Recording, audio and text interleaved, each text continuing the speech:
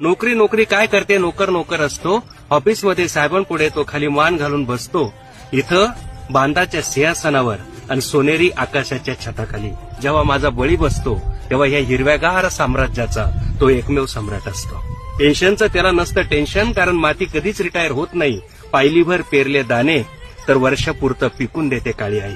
म्हणून तुला आणि तुझ्या पुढल्या पिढ्यांना उपाशी राहायचं नसेल तर पोरी शेतकरी पोराशी लग्न कर, तर पोरी शेतकरी पोराशी लग्न कर. 2 BHK 3 BHK फ्लॅटला तू ताजमहाल म्हणून फसू नको. तुझ्या बापाच्या घराला 10-5 गुंठ्याचं अंगण आहे.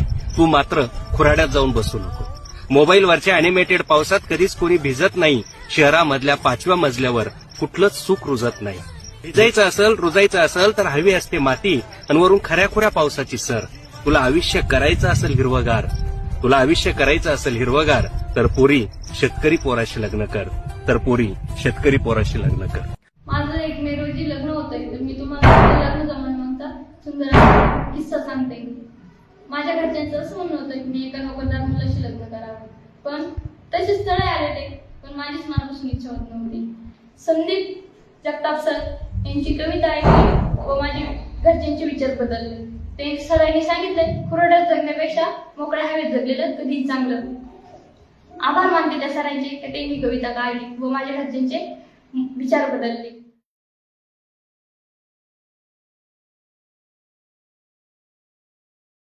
Download ShareChat.